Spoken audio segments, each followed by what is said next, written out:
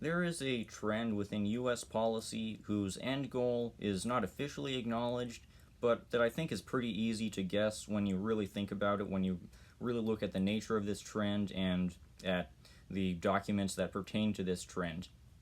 I'll detail more on what I mean about that in a minute, but throughout this last decade, this trend of the government suppressing sensitive information that the government considers dangerous towards its own legitimacy has manifested in the war against whistleblowers, which was in operation throughout the Bush era, but that really gained its modern infamous status throughout the Obama era with the persecution and torture of Assange and Manning, and with the exile of Edward Snowden under the threat of similar types of torture.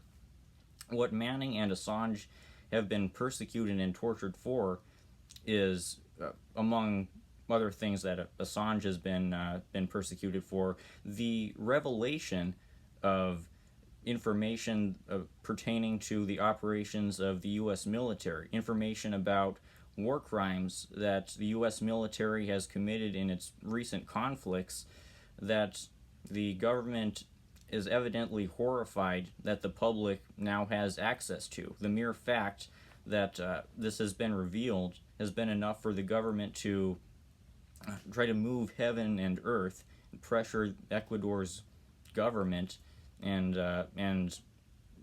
engage in an incredible witch hunt and psyop campaigns against Julian Assange, all for the purpose of making an example out of both Manning and Assange. Assange most of all.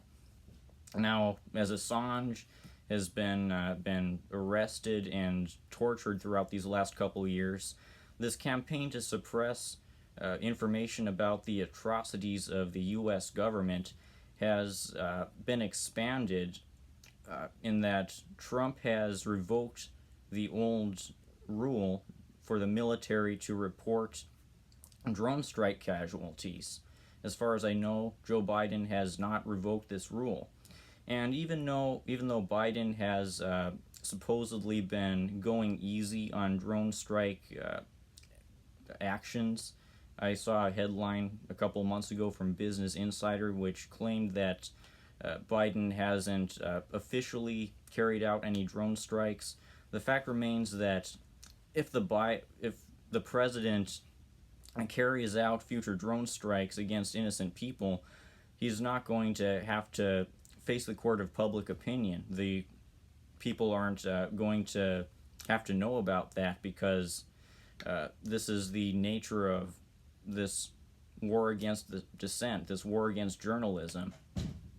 And if a whistleblower were to reveal some scandalous secrets about the nature of drone warfare, then they'll get the exact same treatment that Assange and Manning have gotten.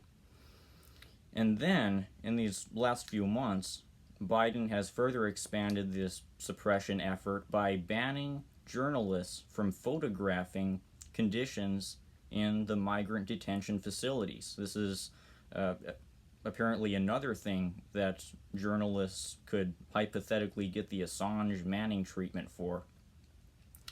This is the nature of the class war right now. This is what the government wants to do, which is suppress any information that could sway the public hypothetically against the United States in a scenario where a real class conflict is going on within U.S. borders. This comes to the document that the U.S. Army War College published 5 years ago pertaining to what they expect to be contemporary Stalingrads, potentially within U.S. cities, where the U.S. military is going to be trying to fight off hypothetical class-based urban guerrillas, which obviously has happened preceding all the successful Marxist-Leninist revolutions. So it sounds crazy, but the military might be onto something there in worrying about that. Anyway, the U.S. Army War College anticipates that in such a dire scenario, in such a scenario where the military is trying to suppress an actual serious revolutionary effort, it's going to have to do things like as it says, uh, cut off internet and cell phone access in the zones surrounding the combat areas, as well as uh, pay attention to online opinion makers, as they say, who have the potential to influence the masses against the U.S. military, which of course means expose the hypothetical future war crimes that the U.S. military could very easily commit against its own people. And this is the dire scenario that our military is preparing for. This is the logical conclusion of the war against whistleblowers, the suppression of the truth about the drone strike deaths, and more recently, the suppression of the truth about the conditions of migrant facilities. This is the future that the U.S. government expects us to enter into, a future where information will be a major part of the battleground for the future of our civilization.